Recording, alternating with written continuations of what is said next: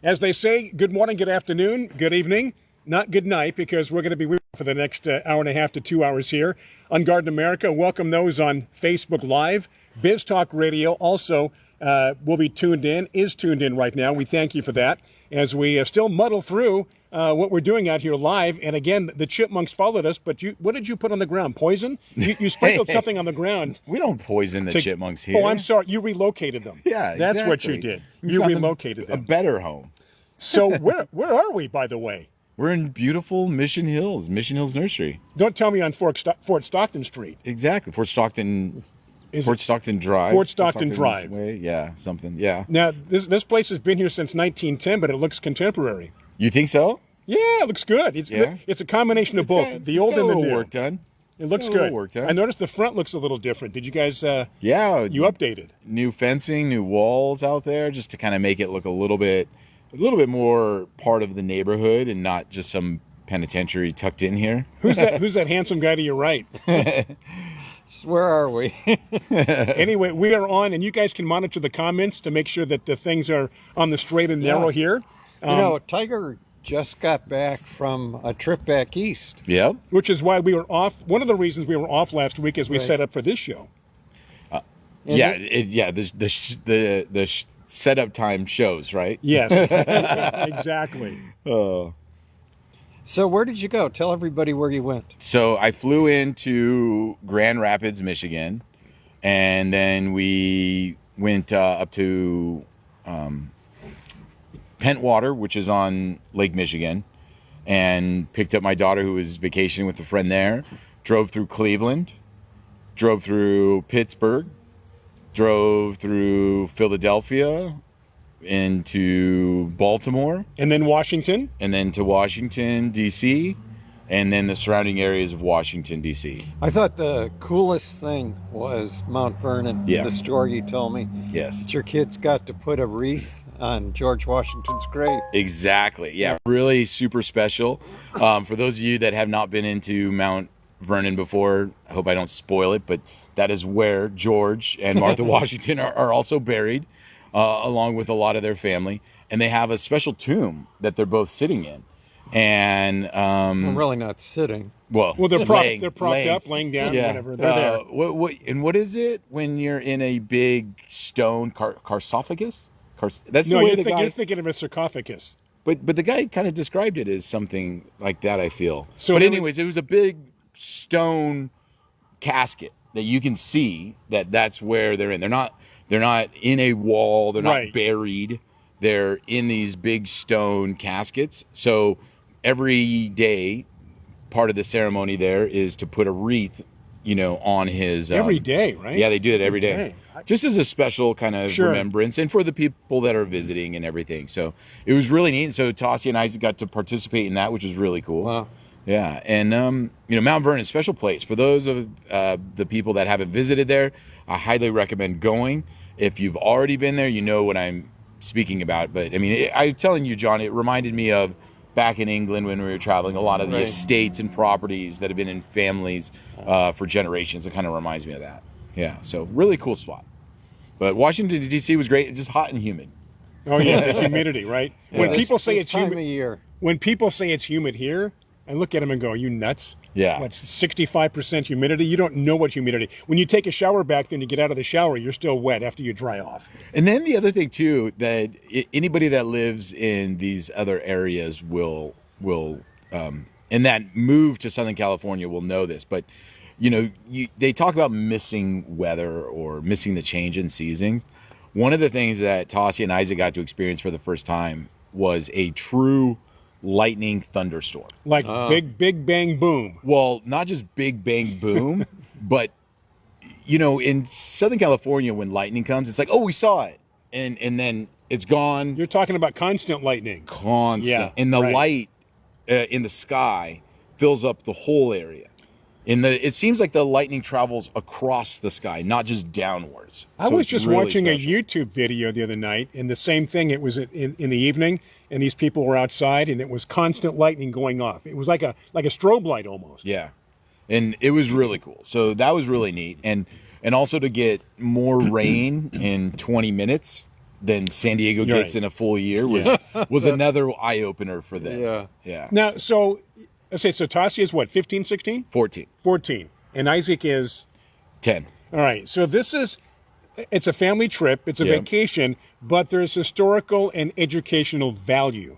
And usually kids at a certain point are like, what are we doing? I'm bored. Are we there yet? Yeah. Did they get into it? Did they understand?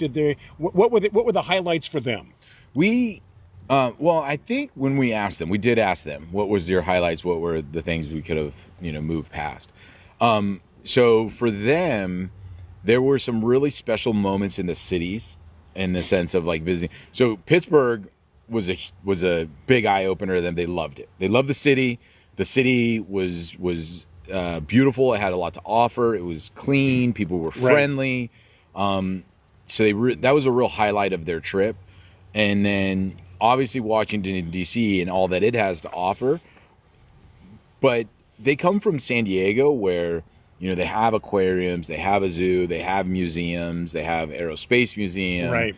They have a lot. So they're all better than what's back east. I mean, yeah, I'm not gonna say better, but it's comparable, right? It is is comparable. different. It's different. But I will say the thing that was like the highlight you asked for both of them was just the idea of visiting places and being able to see what it really is. Just when we got home, we're watching, I don't know, some movie on TV, and they go to the Washington Monument and they pass the mall, and I'm like, we were there. We were there. Yeah, And, exactly. and in Pittsburgh, when you see that on TV, in Cleveland and Baltimore and all these places, when you see them on TV, they're like, we've been there now, and they can associate, because we do that where Janine and the kids are kind of into haunted stuff. So they love to figure out what is the haunted places that we're visiting. And obviously through a lot of those areas like Philadelphia and Washington, there's a lot of haunted stuff. So there's a lot to see, along with that trip. Which Did you was see really the cool. Liberty Bell? We saw the Liberty Bell. Still cracked? Still cracked. Okay. Yeah. I think they could fix it now. Yeah, well, they're working on it. Yeah. And that was a really cool place because, learning that or seeing that area was our first site of government. That's where that's where the Senate was, that's where Congress was, that's where the president was during the first years of our government, and then obviously moved to Washington and then DC. moved, exactly. But just knowing that history of that place was really cool. We should welcome people to the Garden America History Channel. Yeah. As we are broadcasting live out of the studio from Mission Hills Nursery here in San Diego, California. Welcome, one and all. Are you watching our time, by the way? I sure am. Okay. Oh, keeping us on time for Biz Talk Radio. Thank you to Biz Talk Radio. The past couple of 2 or 3 weeks, they've been running the best of or reruns of our show. I've been in constant contact with them. I check, and everything is fine, smooth sailing, because with every rerun or replay, there's always somebody new that's listening or watching. I wanted to ask Tiger did you notice any plants out there that weren't here? Yeah, that, definitely. That stood out. Right, yeah, definitely a different variety of plants. But at the same time, they do such a great job gardening in the back east of incorporating stuff right. because this is the time of year that they can actually grow, a lot. Yeah. So if they're going to have tropicals, they're going to be grown as annuals, exactly, and they're going to be in beautiful combinations, and just look spectacular. I mean, Mount Vernon, in his garden, they had bananas growing, kind of a thing. So as far as back there, the plant that it's not exotic but was everywhere was Ipomea. They have that cascading and growing everywhere. So that's that. What's the common name? Sweet potato vine. Yeah. Cascading. They got the kind of yellowish green. They've got the purple. Yeah. They've got a variety of colors between them. So that was in every pot combination, there was Ipomea, which was really cool to see. We got about a minute to go to the first break, keeping us on time. And then as far as, some of the other, hydrangeas, and not the standard hydrangea macrophylla that we have here, but the actual bush ones that are deciduous. Paniculata grandiflorus. Those were really cool too to see. Lots of those as well. In full bloom. I mean, I'm assuming right now is the time of year that you see it. Yeah, at my house I have one called Incredible. Okay. and with blooms that big, What color? white. Oh, really? Yeah. That's what your wife Shannon, one of her favorites, hydrangeas, Hydrangea. right? Yeah, she loves hydrangeas. Absolutely. That and vinca. I noticed Tiger in front of you, Brian, put Yep. that little dwarf vinca. Vinca minor? No, it's not vinca minor. Not but major, not minor. But that's Not major, not minor. It's nice that you picked up on that. Okay, so we're going to take a break for our friends on Biz Talk Radio. Thank you to Biz Talk and the team back there. Thank you to those tuned in right now. We are broadcasting live from Mission Hills Nursery here in San Diego. I'm Brian Main, John Bagnasco, Tiger Palafox. We'll take a break back after these messages on Biz Talk Radio. Okay, welcome back to the show. If you're just joining us, welcome one and all. Outside of the studio, Garden America, John Bagnasco, Tiger Palafox, Brian Main, on a rather overcast day, but things will clear up here in San Diego, Southern California. So any questions, comments, keep them coming right there on Facebook Live, Biz Talk Radio, pre-recorded show. And again, we thank you as well, our national affiliates, and a big thank you to Fertilome, our major sponsor here on Garden America. Now, the quote of the week. I know a lot of people clamoring, John, cards, letters, emails. What about that quote of the week from, by the way, if you get the newsletter, the quote's always in there. That's right. And the quote's from environmental icon Rachel Carson. Rachel Carson. One of my favorites. Of course. She said, "Those who dwell among the beauties and mysteries of the earth are never alone or weary of life." Just letting that soak in. Yeah, that was deep. All right. Rachel Carson, another one of John's favorites, Beverly Nichols, Fatty Arbuckle. What's the? Why would you bring Beverly Nichols up after Rachel Carson? There's like I'm just thinking no of connection whatsoever, course except not. they both had a lot of memorable Jekyll? quotes. Jekyll. Jekyll. What's yeah, the other one? Gertrude? Jekyll.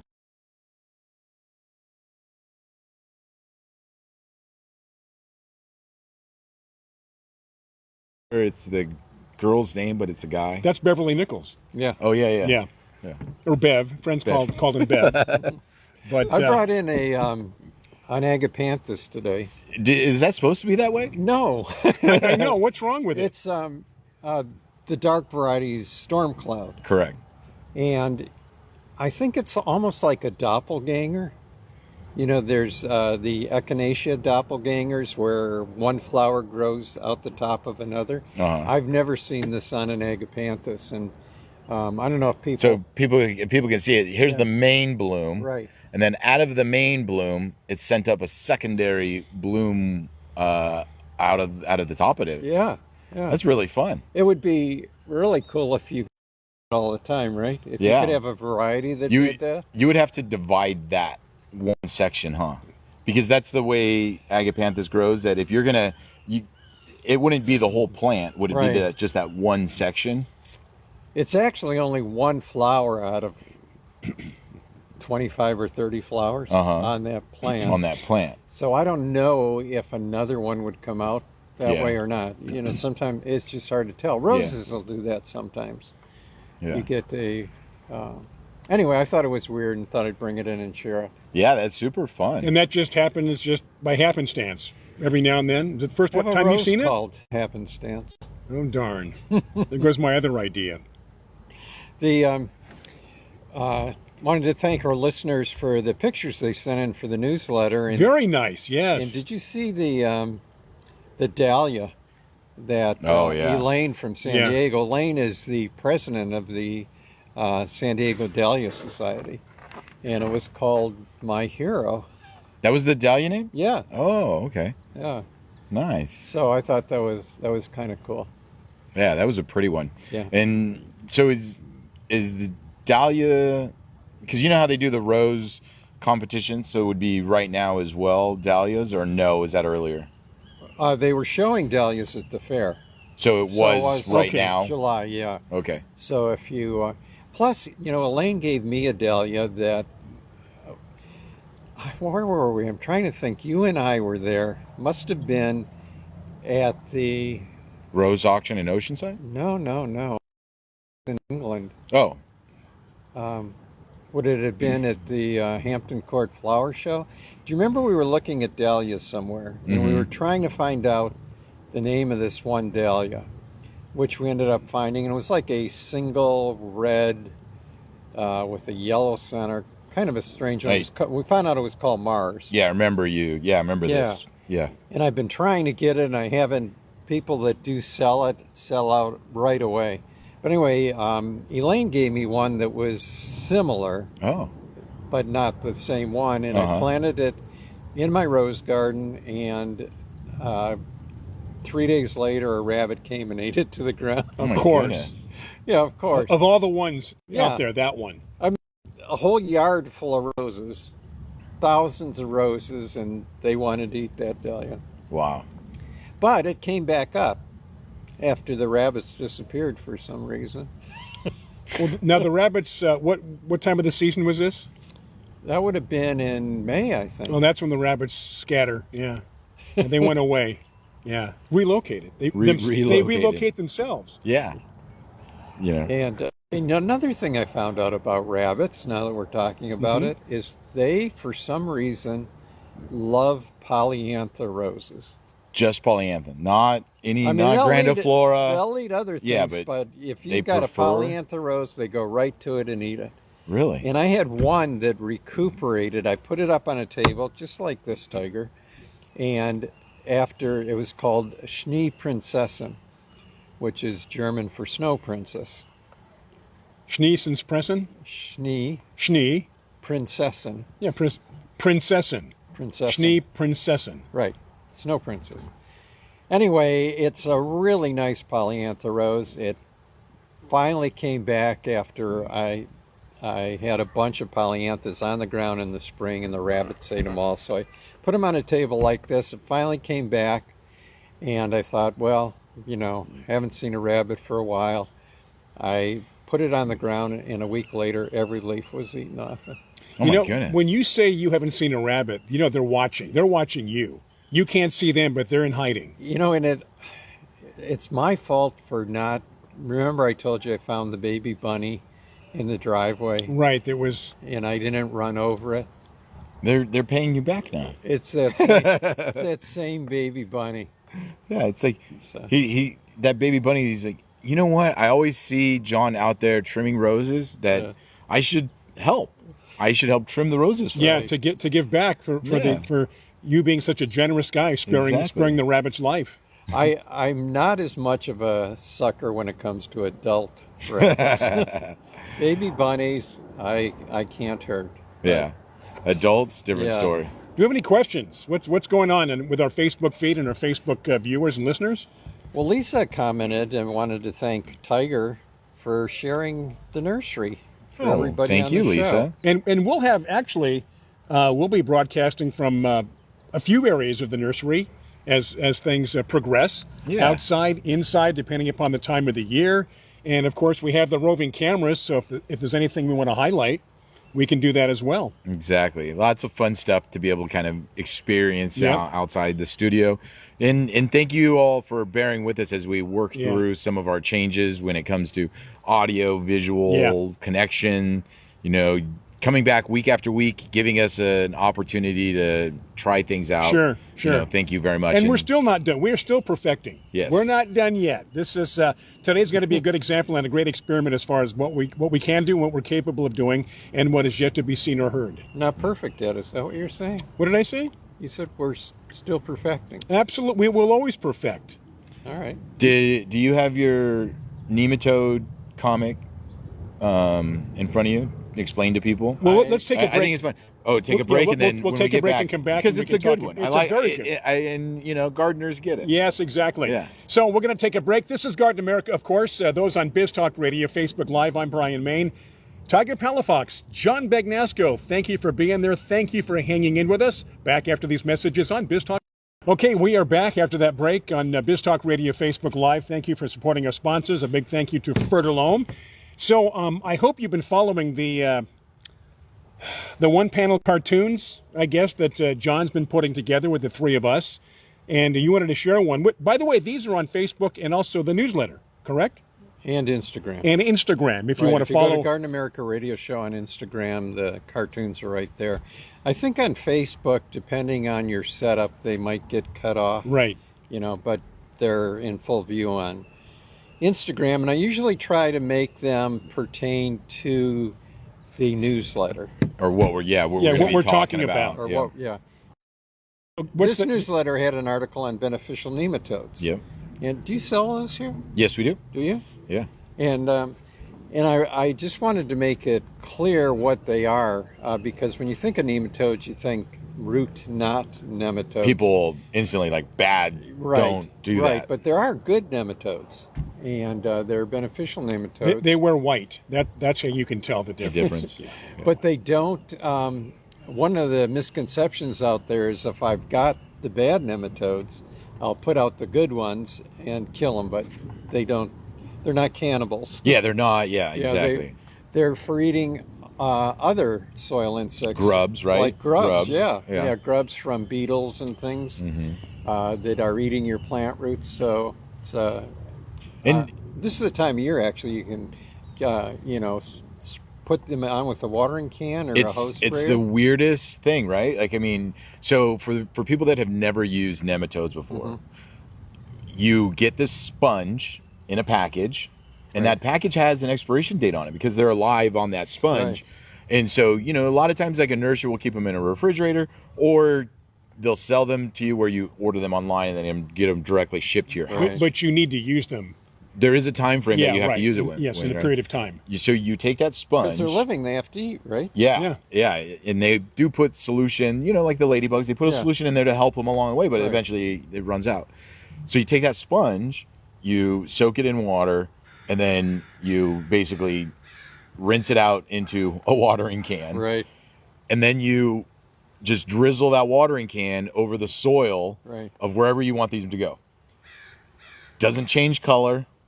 You don't see little creatures crawling around on this sponge. Right. It is all faith. Faith. Exactly what it is. Yeah. Is faith. Yeah. So that's how you apply nematodes. Right. Now, my question, and I should know this, but once you've applied them, are they there forever?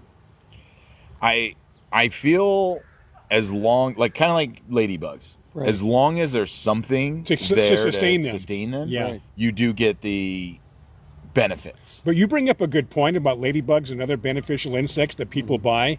They just turn them loose and think they're always going to be there. But unless you're supporting them to some degree or their support outside from the environment, they're going to go bye-bye and look for something else. And like you say, with the environment, I mean, so, with nematodes, they need a active soil area. They cannot just, a dead soil blank Right. area. They can't survive in that. There's nothing in there to help them kind of move along. So, Yeah, they need a moist area too, right? Moist. So they're not going to be good in a xeriscape. yeah, no, exactly. And so, a lot of people use them in lawns for grubs, like you're Right. saying, because they're a great solution for grubs. In lawns are watered constantly, and there's a lot of activity in the soil. Vegetable gardens, people you do use them for as well, right?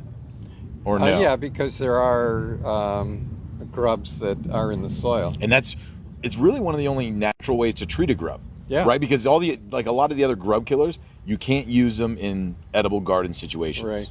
So Yeah, a lot of the soil insect killers are only for ornamental gardens. yeah. Right. So, but yeah, so your comic was us at a garden center shopping. You had picked up a box of beneficial nematodes. And Brian had a box of it was- evil nematodes, and Right. he says they also come with a cape and a mustache. And then I'm just holding a giant earthworm. This guy looks honest. Yeah. This is at Mission Hills Nursery. Yeah, exactly. I don't know if you can't show that, right? Nah. I might be able to. Let me see. Let's see here. Tiger's going to see if he can show the cartoon. Oh, yeah. Can you click on that camera there for me, Brian? Here? Oops. Up. Why is it? It's like the opposite. It's opposite. Yeah, keep going down. There you go. Oh Okay, goodness. hold it there for a second. Yeah. Anyway, if you go to Instagram, Garden America on Instagram, you can see it better. And the nice thing about Instagram is the cartoons are all there one in a row. So you can just flip through them and see any that you might have missed. Yeah. And it's a lot of fun. And just so we also have a disclaimer that John actually is a very good speller, and also he can put words together very well. He uses a a system that populates the image, so it doesn't always spell words correctly Right. for you, Yeah. or like. Oh, I thought we were supposed to find the mistake. It's like, where's Waldo? You That know? would be another fun game. Is if we put these out, Where's the mistake? and Yeah. we can identify all the mistakes, Find the and mistake. then listeners can go through there, and if they can find all 5 or 10, then they win a seed There package. you go.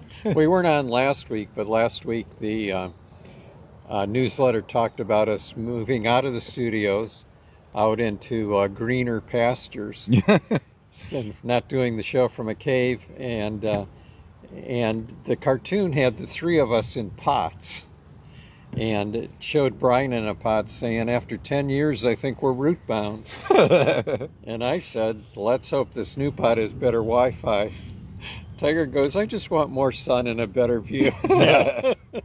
So we have that. We don't have the sun yet, but we have a better view, Well, obviously. actually, I prefer not having this. No, Exactly. you know what? This This is is nice. nice. This is Yeah. nice. So John, in Fallbrook, about what time of the day on the average is the sun coming out? When does the sun break through normally? We're about 11:30 or 12 where we are. 7 o'clock. Really? It's right off the bat. Pretty much, usually. That is, traveling along the East Coast as well, it was hot and humid, and we expected that. Right. But we don't ever get they don't ever get the downtime. Like, even in the evenings, you're walking around 10 p.m. at night, and it's still humid. It's still, yeah. And it still is And the sun 80 goes, degrees. and it's light later, right? Because you're further north. That is something that is really hard to like get it's used 10 to. o'clock, and it's like it's still light out. Your internal clock not being able to know what time it is Right. based on the sun, because when you changed locations, it was a challenge. Our kids were staying up way later than they should have. Oh yeah, because hey, it's still light. Why Yeah, should I go to bed? Why should I go to bed? There's still stuff to do. Yeah. Kevin wants to know what time your nursery opens. 8 a.m. 8 to 5, 7 days a week. So does he have time to make it from Coeur Coeur d'Alene? d'Alene? Oh yeah, plenty of time. Kevin. Yeah. Plenty of time. 8 to 5, 7 days a week. Yeah. Now that's something. Yeah. So, and it's fun here to kind of visit the nursery and see what's new, what's different, what's in season, changing. And I will say, right now, it's tough for centers in general because, it's the end of a season You're in for between. some people, and for like you're saying, or you're in between for most people.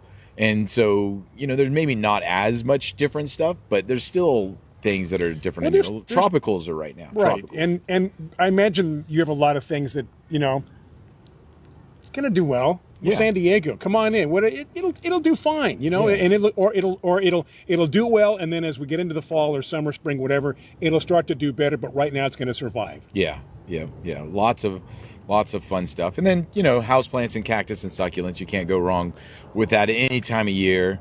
Houseplants are something that we definitely try to keep in stock and be different on, because everybody's looking for unique stuff to put in their house. And, they've had the pothos, the ivy, the ficus, and now they want to change it up or, put something different or new, find a new room.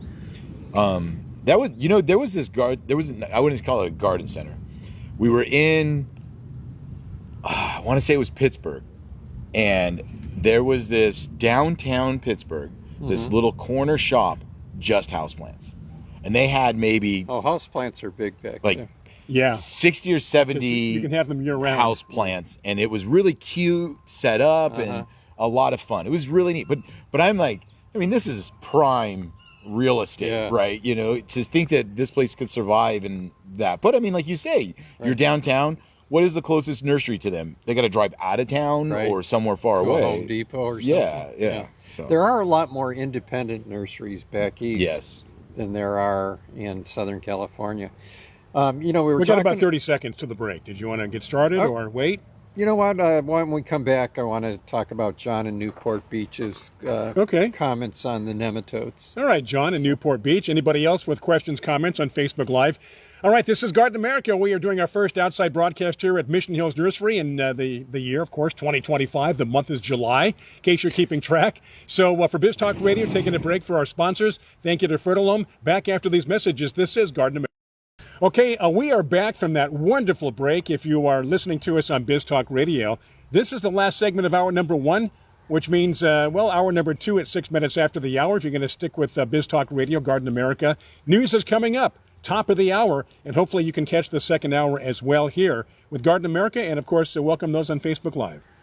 So what did Kevin, or was it Well, Kevin? John. No. Remember I was talking about the misconception people had on beneficial nematodes. Right.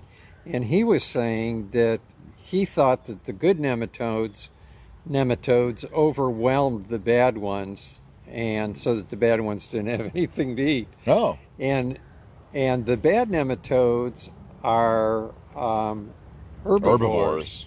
Right. And the beneficial ones are carnivores. Yeah. And I think that's why the misconception that they would eat the bad ones. Right. So. Yeah. I mean, if you were to take it above ground and talk about ladybugs, like we talked about, ladybugs don't eat your plants. They are a carnivore, so they're eating other bugs. Right. So, they would really have no effect on your plants, number one, and they wouldn't, like you say, eat all of the other things that the bad bugs are eating, because they're eating the bad bugs. They're not taking away the bad bugs' food source or anything like that. Right. So similar thing that is happening below ground, and it is interesting because it's a weird concept for people to understand that there's the same creature but two different versions of it. I mean, like we just said, like ladybugs. There is no herbivore version of a ladybug that I know of. I mean, maybe there is when you really break down to science, in like a cat or a dog. There's not herbivore varieties of butterfly, though. What do you mean? Well, but there's no carnivore variety of butterfly. No, but there's herbivores where they eat the plants, right? What? I don't get it. Don't the butterfly eat plants? Larvae eat plants? Yeah, caterpillars eat plants. Yes, but there's no caterpillar out there that eats other caterpillars. Yeah, John had to bring the metamorphosis into play here. Yeah, the birds and the bees and the butterflies. Yeah. All right, Carla wants to know who does the artwork on the cartoons. That's what. Yeah. Well, I do the artwork with the help of AI. Yeah. Yes. It's a thought process Yes. that goes into the ingenuity of what John he has a relationship now. puts into the computer. It is. Shannon is questioning, John's relationship with his computer now. AI is a horrible speller. Yeah. I'm trying to teach it, and it is getting better. But you know what's so funny? It does really weird things. Because the reason why I brought up that John is a good speller and don't judge his artwork based on it, because in this one, and it could be just not me reading it clearly, but on the back shelf, there's two bottles that are pest dust. Right. And one of them is PLST. Right. And the other one is PEST. Right. So it spelled it correct once. Okay. Let me bring up like, why couldn't it do it twice? Here's a great comparison. If you watch YouTube, and John and I have really, I can recognize an AI voice within the first 2-3 seconds. And here's a good indication, speaking of inconsistency. If that AI voice is doing a documentary or explaining something or giving names out, you might hear that AI voice mispronounce the name, and you're thinking, that's not how it's pronounced. And then 10 seconds, 15 seconds later, pronouncing it right. So there's an inconsistency, just like the spelling, that, pronouncing a name wrong, then pronouncing it right, and then the same with the spelling. So that's interesting. Even though it's spelling versus, audio or conversation, there's something within that that can't you get it right? I mean, set it and forget it. And especially since AI is always correctly spelling in text. If in text, yes. Yeah, if it's writing text, it's but always when you correct. you're creating something. Oh, really? Yeah. So when it's writing a paragraph, Right. you never find a spelling error in that paragraph. No, there's factual errors. Yeah, in there, or maybe grammatical or the wrong use of a word or something like that. But it spells it all. Right. Oh, Always okay, spelled correctly. interesting. It's when we get involved in creating something, like what John's doing, or a video or something. Yeah. And I don't know that, to me, that's an obvious glitch. Yeah. Tiger, Carla wants to know if Nemesia will come back once it dies, or is it gone for good? So it depends on the Nemesia, right? Right. Because the beauty behind modern technology and plant growers is that they've grown a lot of really cool varieties of plants. Right. But downside of it is that they've made those plants only be able to be propagated by, cuttings Right. or seed source or anything like that. So a lot of times it doesn't reseed. And Nemesia would be one of those plants that has to reseed to come back. I mean, we call it a perennial, but really it's an annual, kind of a thing. Or in California, Yeah. what we call half-hardy perennials. They'll live 2 or 3 years. Yeah. And even if you cut them back, a Right. lot of times they will come back. Right. But that only happens a few times. Right, and then they kind of wear themselves out. Yes. Yeah. And so Like tomatoes. Yeah. Yeah. Right. Yeah. And so the issue though is like I was saying, is that there are some varieties of Nemesia that are kind of almost those initial varieties that do reseed. Right. And they will come back. Right. But chances of you getting those nowadays in a garden center are very slim to none, because a lot of them have come from the market that leans to one. It's kind of like Alyssum. Nowadays, when you used to buy a color pack of Alyssum, you had Alyssum for life, Right. because it just reseeded through your whole garden, Yeah. and it was wonderful. Right. Nowadays, though, when you buy Alyssum, it's not that same variety, and it doesn't populate in your garden like it used to, which is what Which people is need a to. benefit for some people. Yeah. So if you want that though, you have to go to almost like the seed source and buy the seed Alyssum or seed Nemesia, because then it'll reseed. Yeah. Getting back to the seeds, we should do something where we have a seed giveaway or something. Okay. Just come up with something kind of, keep people engaged, involved. We've Yeah. done that before. Yeah, Yeah. so we're good at it. Yeah. And people like seeds. Yes, they it's yeah, seeds. easy for us to ship It's them. easy to and ship. They're fun. There's lots of fun varieties. What is something, and I know you don't necessarily grow a lot from seed, but What did I grow from seed? what would be something that you would reseed every year? I think edibles.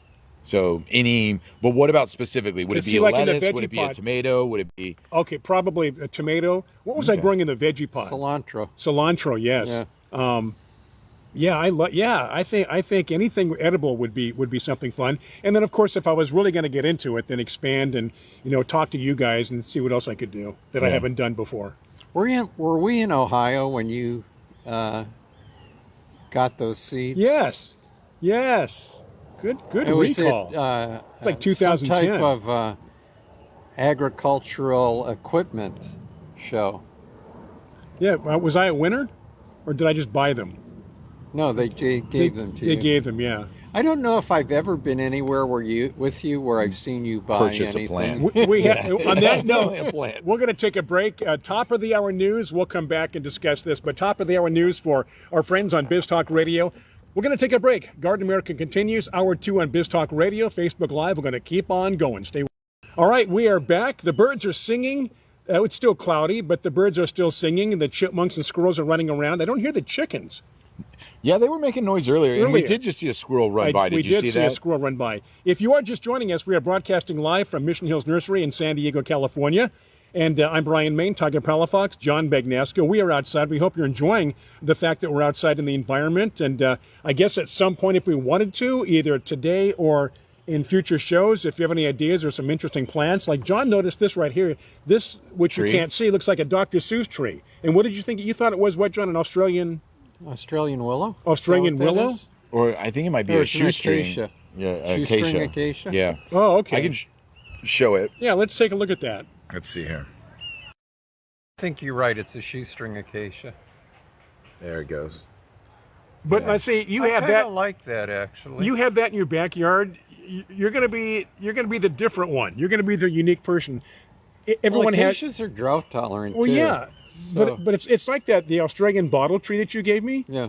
Nobody has that around me. You Nobody. have a bottle tree in your Oh my patio? gosh, it's 20 feet tall. And how's the bottle part?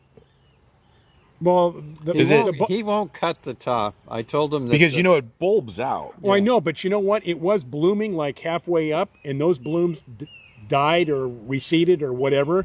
They're starting to come out again, but the top is wonderful. Why would I'm not going to touch it? No, I'm just saying if you wanted the base to be bigger, if you cut the top. Yeah, Oh, then more energy would go towards the trunk. But I don't think I think it's in a nice pot. The pot's big enough. I don't want that's fine. You I don't can- want to yeah. disturb it. You yeah. can do whatever you want. But yeah, I know what you're saying. If I wanted to expand the base or the bottom of it, but it seems happy. That would be an interesting conversation or photo request. Is kind of your most interesting Unique potted pl- plant. yes. Potted though. You know what I mean? Because keeping plants in pots sometimes is a very specific skill for some plants. You know, like, you know, I've you done keeping okay. you keeping a bottle tree in a pot is pretty cool to me, because I just feel they're in the ground, they're hardier. In a pot, I feel people would overwater them heavy, or John they said, would become root bound. John told me watch the water. Yeah. Just So Yeah. I have been. It's interesting. I'm probably 90% success with pots in what I have. Yeah. The other That's really good. 10% I don't admit to. Do you think now that you're 10% don't have soil. yeah. But they do have batteries. There you go. Do you think that now that you're home more, you are taking care of the garden more? Yeah, here's the thing. Now that I'm home more, I can see when the sun comes up, how much sun the patio gets, how much less sun the patio might get, the outdoor front door area. It's interesting because now I can see, at 9 o'clock, I'm getting so much sunlight here. 12 o'clock noon, it's really heating up. 2 o'clock, where'd the sun go in the patio? There's not much light. So it helps me move plants around and gives me a better idea of exactly, what's going on. But yeah, that's a good question. Because John, for years, you've been a 24/7 gardener, meaning you are in your garden almost every day. And But the 24 is only when I get up in the middle of the night and wonder, did I turn the water off? exactly, but you're there, and you so like what John walks out and he can say that plant was here yesterday and now it's not, And now and a it's rabbit not. ate it Yeah. or a gopher ate it, and he knows it that day. It's not like, last week it was there, or I think I had a plant Well, there. see, I'm like John. If I had his space in his area, I would know exactly. you would know. Oh yeah, because I see. You know what? If you move your couch 6 inches to the right, yeah. I see what you're saying. I notice it. It's out of place. Something's out of place. Yeah, I used to mess with you with the little Yes. microphone things. Yeah, absolutely. And he comes in and It's like, and it's like my aquarium. So every day I look at the fish. Everybody doing okay? Why is that fish now? He's behind the coral, and he's been there for 2 days. Is he sick? Is he going to get better? Is he going to die? Yeah. So either they would die, or like, he's okay. He's back swimming with the rest of them. But just any little change, absolutely. because I definitely have surprises in my garden, and because Yeah, it seems like I don't you go as lose much. things for a while. and I used to do that when I worked. When I had to go to work. you had to every go to day. work, and Yeah. you might only get out there on the weekends really and look at it, in Right. detail. Or in the winter, you come home and it's dark.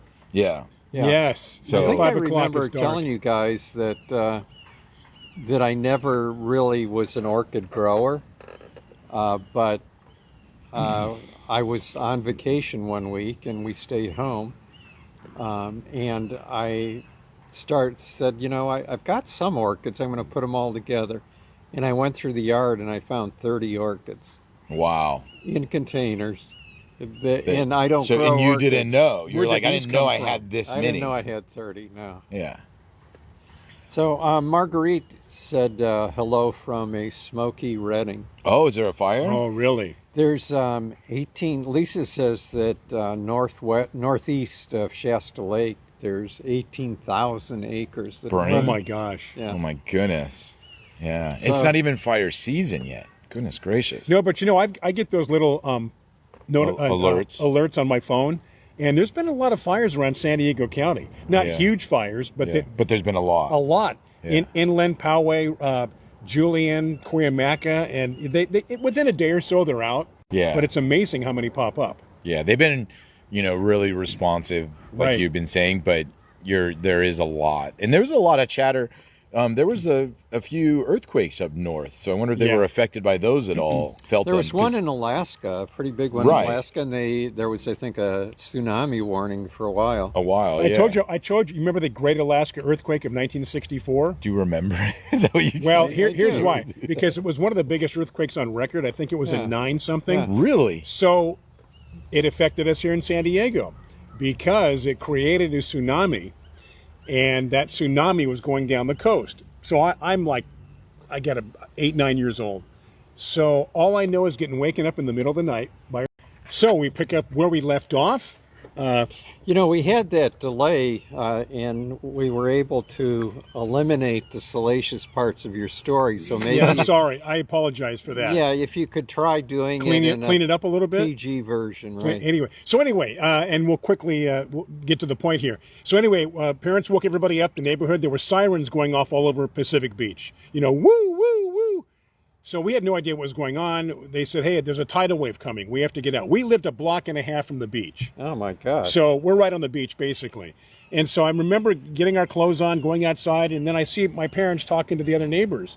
They're chit-chatting. I'm like, we have to get out of here. I mean, I'm scared. We have to go. Yeah, So most of the neighbors went inland, 20, 30 miles. Not my dad. We're going to go up on top of La Jolla on the cliffs, and we're going to watch this thing come in.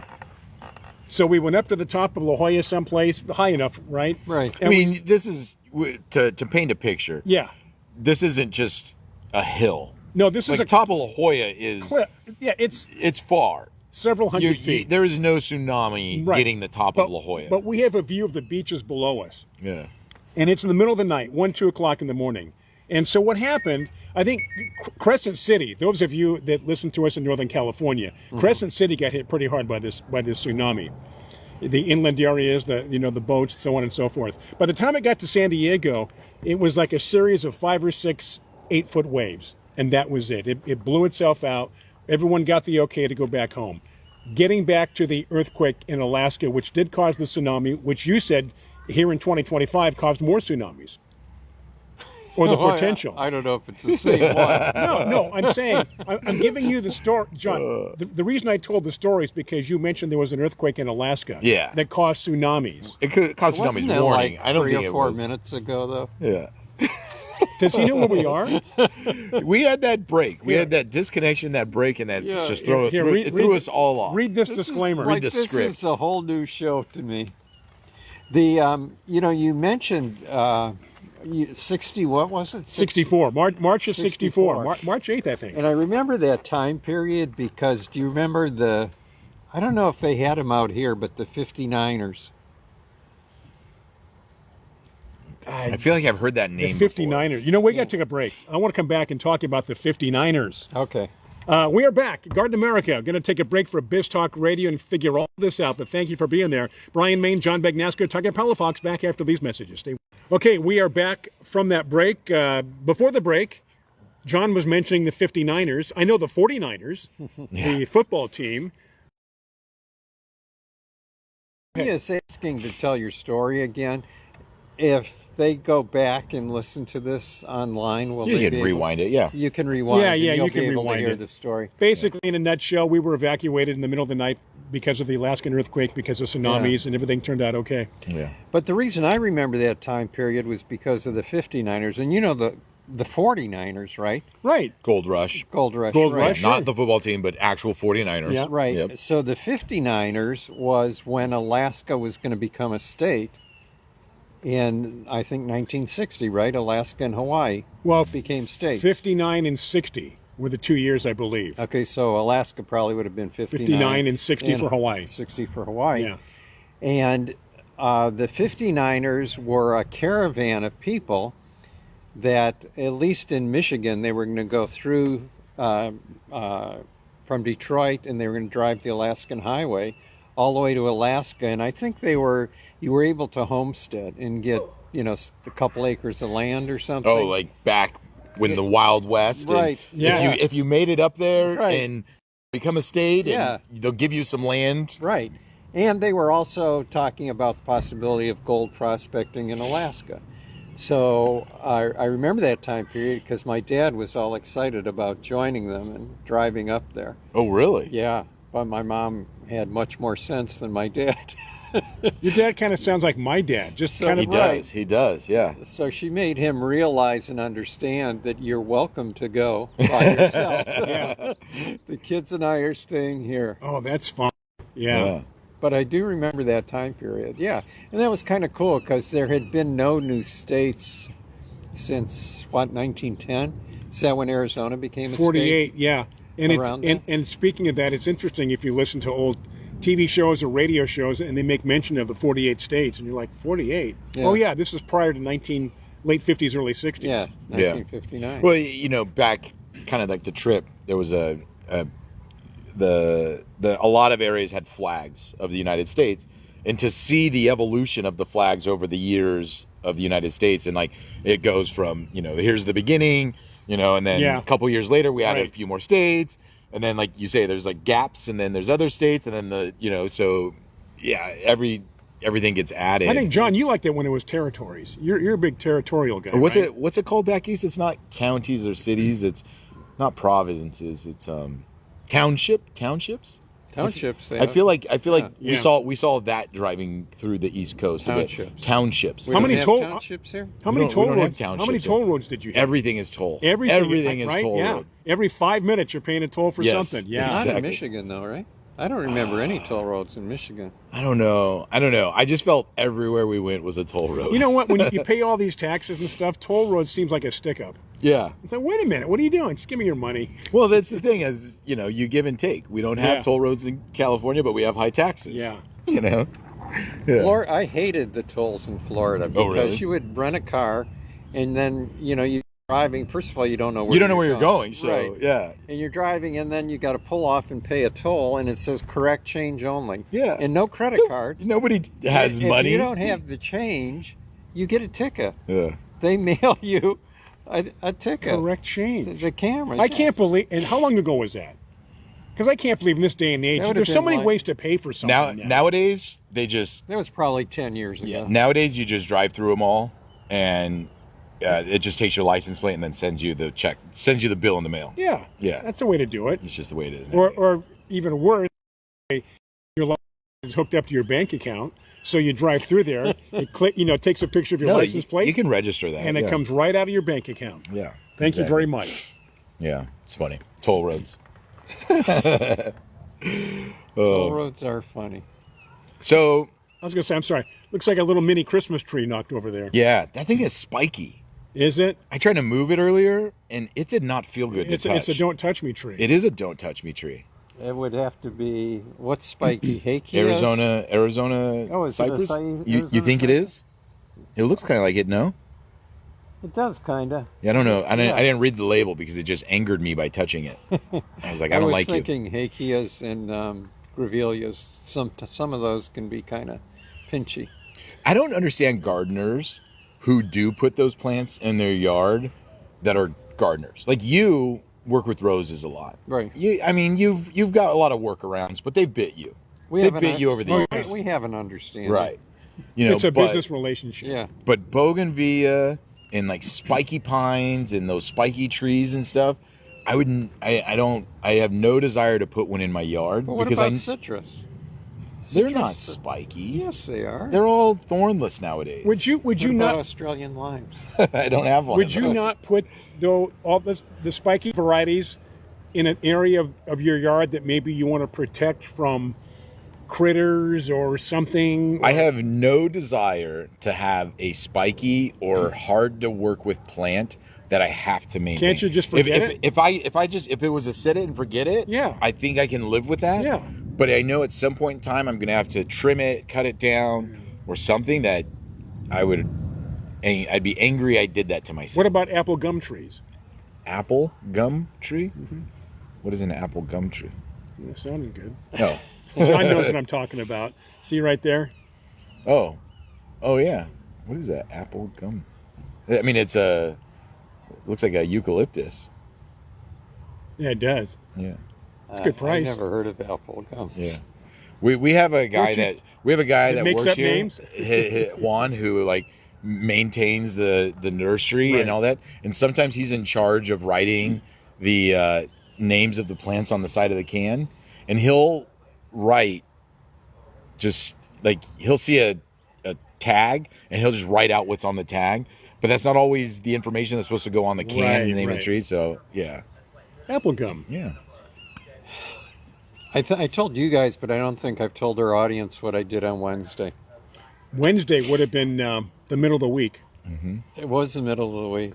Well done. Hump day, Hump like day. you like to call it. Yeah, right? Exactly. But I went to the Huntington Gardens and Library. You've been going up a lot. You know what? What are you doing up there? It's my second trip this year.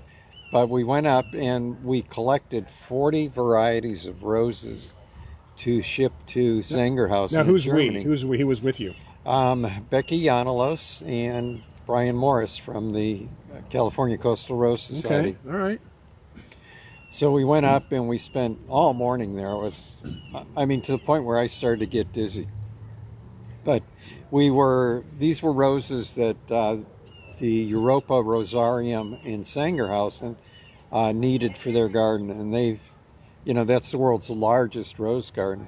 But collecting the budwood that they wanted put me in touch with some things that I had or roses anyway, that I had no experience with before. And one was the rose Montecito. Oh.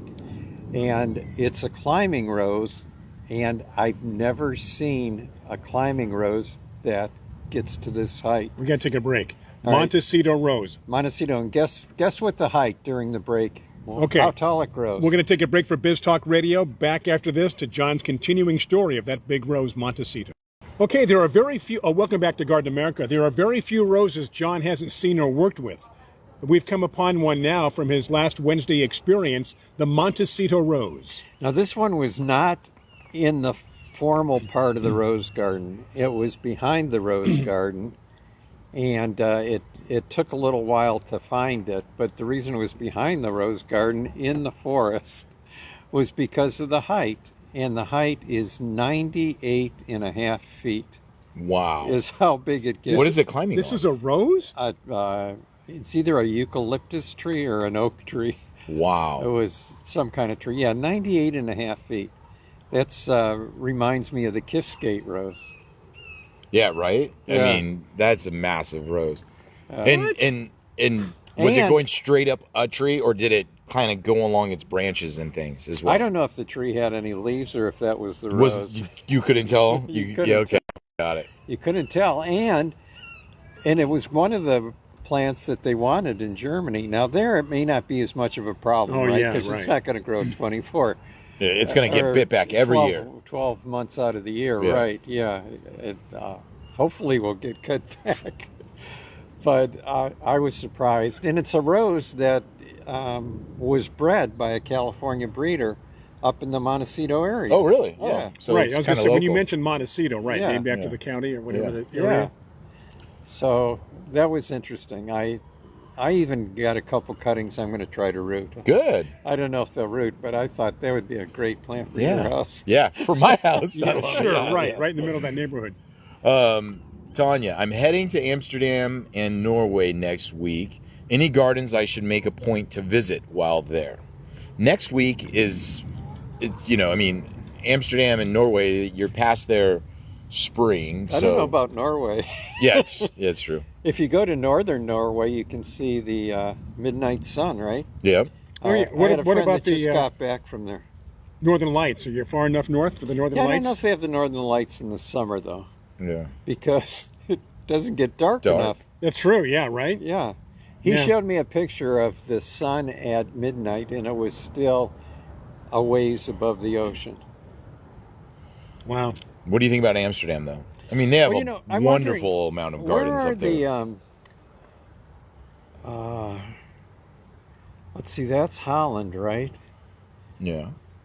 For tulips? Is that what you're saying? No, I was thinking of what gardens were there, because I know in Belgium there were some phenomenal gardens, but I don't know if I don't think I've ever even been to Holland, now that I think of it. Really? Yeah, Belgium, I think maybe... I think Really? you've danced around it. You? Really? That surprises Those me. are my dancing days, right? Yeah, exactly. I don't know. I honestly don't know. Yeah. I'm sure if you Google Has John been to Holland? It'll tell you. best best gardens in Holland.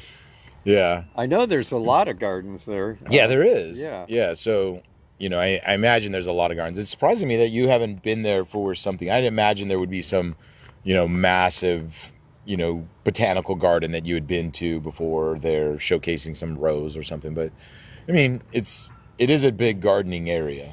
So, Yeah. yeah. I could be forgetting because that happens at my age, but I don't recall ever going to Holland. Unless we hit maybe a part of Holland while we were touring Belgium. I'm not sure. But anyway, look at it. And when you get back, Tanya, share with Yeah. us what Oh, gardens you absolutely, did find. Yeah. I know there's Tivoli Gardens is, I think, a theme park in one of those areas, kind of like a Disneyland. I think you're type right. thing. Oh, I've really? heard But of that, more yeah. garden-esque. Yeah. Yeah. There's a garden place up in Gilroy Gardens, which has those wonderfully shaped trees. Those ones that you like shaped like a chair, and you can Oh, walk yeah. under it, and it's braided Yeah, and all yeah, that stuff. yeah. Really neat. Rick, is there a weed killer that is safe to use on a flower garden that will kill the weeds but not hurt the garden plants? There's That's- some grass killers Yes. that will do that. And there's some weed killers that work in grass. Right. But Right. But no broadleaf weed killer will work in a flower garden. Correct. Because most flowers are broadleaves. yeah. Yeah, the thing to do, Rick, is after it's clear, sprinkle the 6 month, and Rick's in Idaho, so 6 month, you do that Perfect. in the spring, and you shouldn't have to worry about weeds all year, but 6 month green does, Prevents seeds from germinating. right. Yeah. And do our friends have a weed preventer? Yeah. Fertilome has pre-emergence as well. Okay. And so any pre-emergent, as John mentioned, you kind of want to look for one that maybe lasts a while. They have a There's variety of some them. organic ones like corn gluten. Corn gluten, yeah. I would say don't waste your time Uh-huh. because they work for like 30 days. Yeah, you have to reapply. Yeah. Yeah. But I will say, because I think we've talked about this with the pre-emergence, all pre-emergence, the way it works is when you put this granular down, you sprinkle it down and you just think that, it's just preventing the seeds from germinating. But it forms a gaseous layer on the top of the soil. Right. And the problem is if you rake or if you are actively working, like mulching and You cleaning, break that layer. you break that layer Right. and you're going to have the weeds come Yeah. up again. So you need to put the product down and then just leave it. Right. And if you put the product down and put a mulch over the top, that's the best. Yes, exactly. Yeah. So remember that when you're using those pre-emergents, that you don't want to be raking or working in those areas afterwards. Otherwise, there's no point in using it. Right. Yeah. And you can't use them in a vegetable garden if you're planting seeds. Or a flower garden that you're planting Or- seeds. Yeah, because the seeds won't germinate. Yeah, exactly. But the cool thing about it is that you could, like, for instance, say you did put down a pre-emergent and you in a vegetable garden, you could take your tomato or lettuce and you could plant the actual plant and it'd be fine. Or you can take your Put plants. the plants first and then sprinkle a weed killer over. Yeah, exactly. So it doesn't affect any plants that have roots and are already germinated and things like that. So yeah. So sorry, Rick, but nothing that you can just Yeah. spray in a flower garden. And Rick brings up a funny idea because that's where this whole Roundup Ready plant concept came from. Was like, I want to be able to spray my cornfield Right. and kill all the weeds, but I don't want to kill my corn Right. or soybean or whatever it was So they genetically modified corn. to be resistant to the Roundup, Right. and then it would kill it. So, Right. you're towing a fine line there, Rick, with plant Yeah. engineers. And that was not the problem that they did that. The No. problem was that they sued everyone Around them. around them that had that modification to corn that was in their field. Yes, exactly. Yeah. So that's not how to win friends and influence people. Yeah, especially farmers. Yeah. Yeah. So Tanya's going to send us a report when she gets back. You know, I'm thinking I'm not. I think it's year round, but the one thing you would want to do in Holland is visit the auction, the plant auction. It's a floral auction, though, Yeah, isn't it? it's a floral auction. But they'll sell plants. It's cut flowers Right. and plants Right. and a lot. Commercially. They're selling like, you know, who wants to buy this truckload of this or this cartload of this? It'd be like going to a massive food market, Right. For plants. And they use, which is what's called the Dutch clock or Dutch auction method, where they start at the highest price and then they come down. What? Yeah. That's interesting. Yeah. Because then, you know, like say, If $100 a piece for these plants, nobody bids anything. Okay, we want 95, 90. And you never know when somebody's going Gonna bid. Right. Yeah. If you start low, there's no end to it, right? You Right. just keep bidding and bidding. Well, I'm going to give you 65. I mean, how low can you go? Right. That's their thing, right? They're the reverse. So they must. I wonder what these numbers that they start off with, because obviously they want to get the most for Right. their dog for whatever they're getting. Sometimes people will pay that. Yeah, like if they it's start off worth at $100, people are like, yeah, I'll pay it. I've seen that crop and it looks great. I'll buy them all. Oh, interesting. Yeah. So yeah, Tanya, try to find that that floral auction. I'm not sure what town it's in, but it'll be great. And it's really neat to see the different florist flowers because, like we've talked about before, florists grow different plants or different flowers than we normally are accustomed to seeing in a garden center or anywhere else because you grow them for a cut arrangement, and so that plant grows. Maybe the way that plant grows isn't great for a garden or for a garden center to kind of have. We're going to take a break. Some neat stuff. We got to take a break. We have one more segment coming up for both Facebook Live and Biz Talk Radio. Garden America from the Mission Hills Nursery here in San Diego, California. One more break, one more segment back after these messages on Biz Talk Radio. All right, here we are. Our friend Colleen points out that Tivoli is in Denmark. Oh. Okay, good. And she is 100% correct. In my mind, I confused Denmark and Holland. That's okay. That's all right. I know they're separate countries, but having not really spent time in either one, though I think I did hit a part of Denmark. But anyway, since I haven't done that, I don't have it clear in my mind. So thank you for that correction. And I just want to mention we are back here at Garden America in case somebody's last minute joining us. We come back from the break sometime and pick up where we left off, and we have to bring people up to speed. So not much time left, about 7 minutes. Enjoy. Yeah. So Lenore points out that Tivoli's in Copenhagen. And Copenhagen's in which is the Denmark? capital, Denmark. right? Yeah. There was, what was the song? Wonderful, Wonderful Copenhagen? Wonderful, wonderful.